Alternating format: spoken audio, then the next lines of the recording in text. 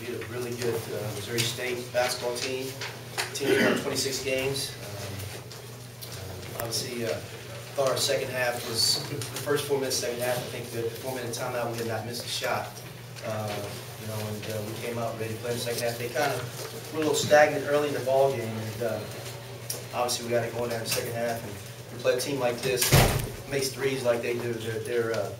You never feel like you can get away from them. And but to our guys' credit, I thought we did a nice job of not turning the ball over, sharing the ball, and executing was really good down the stretch. My first question for Adrian, you played really well in the second half, but before we get to that, how would you assess your first half and the way you shot the ball in the first half today? Not good. I wasn't hitting shots. I don't know, just felt like we didn't have enough energy as a team.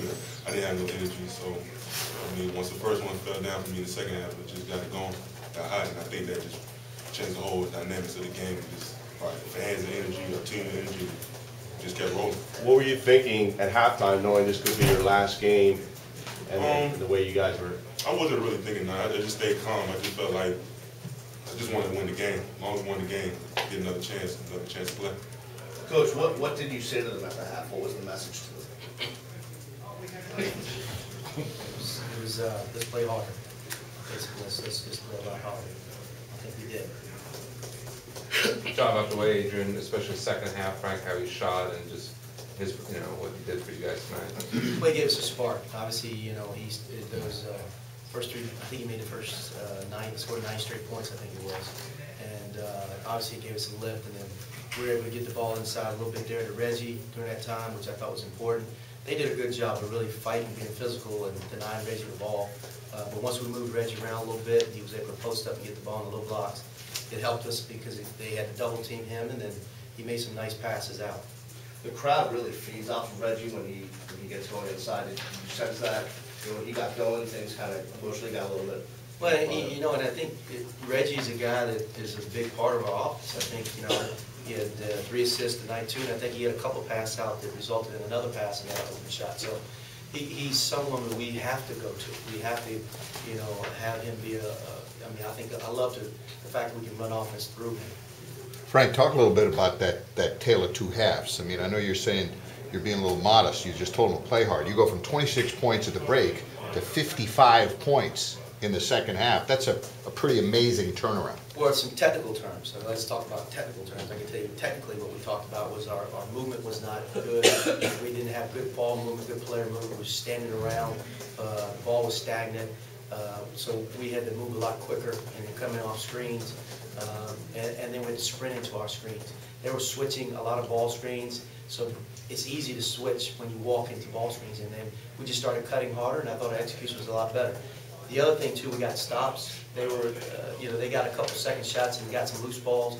I thought we were able to, defend them a little bit better in the second half in terms of we got stops and we were able to get some runouts.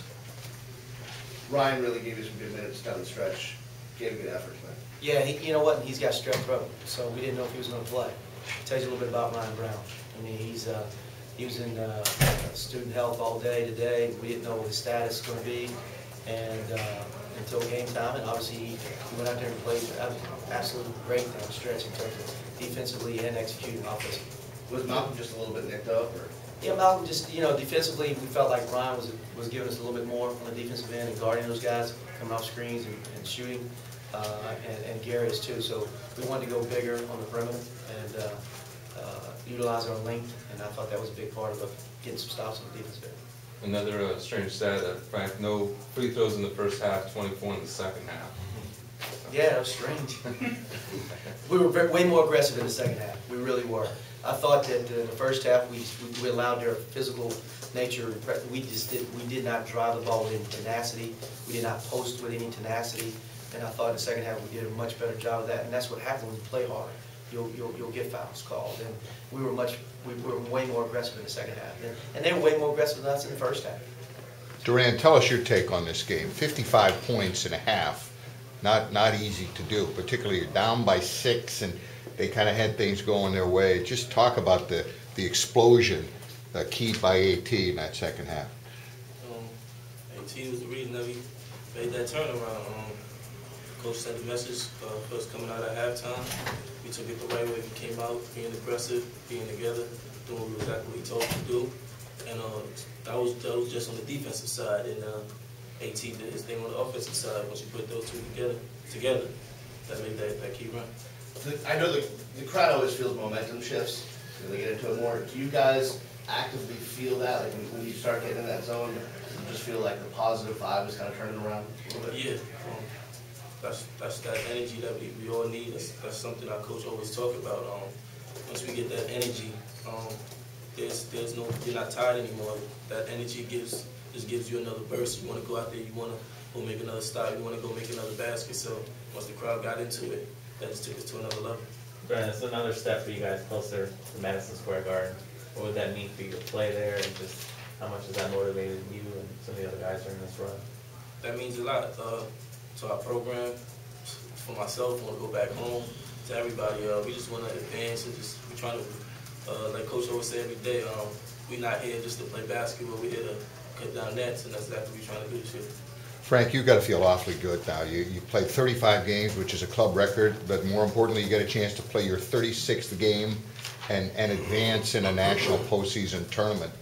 Sometimes there's a letdown from guys playing in the NIT, but your guys have not shown any letdown. Well, and that's, we're a youthful team, we're a young team, so this team knows that we're going to be together next year, and that's a big part of it, because we want to play in that other tournament. We want to play in the NCAA tournament, and these games are important to get some growth towards that. And you know, there's no doubt about it. There's 8 teams in our league probably wish they would be playing right now. So it's a tremendous opportunity and a blessing to continue to play. I know you have no choice, but if things go your way, you can host in this next round.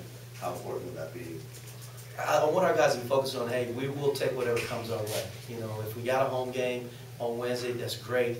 If we got to get on that plane tomorrow and go to Tuscaloosa, that'd be great too. Just the opportunity to play, to go to New York. And there's no question that we'd much rather play at home than play on the road. Do you see DeQuan's game getting back in shape? Yes. He was outstanding. I told the team in terms of his defensive presence and just being live and blocking shots and, you know, keeping balls alive. He was outstanding, and we needed his toughness out there. And you know, because they're a tough team. I mean, these guys, I want to make sure we give enough credit. Wichita State, this team won the league, and they beat Wichita State twice. Wichita State just went to Blacksburg and won. So we understand how good this team is. This is a hell of a win for us. 26 wins. This team is well coached. They're a senior laden team. There's no question. I want our guys to feel good about what we did here tonight. Adrian, how do you feel as the veteran of the bunch now? You got a chance to play your 36th game, and you're continuing to be a leader on this team. How do you feel about the way things are going? I feel great. Like I said, I just don't want it to end. I mean, once it's done for me, it's official. It's it for me. So, I mean, as long as I keep playing basketball, hey, I'm having fun. Anything else?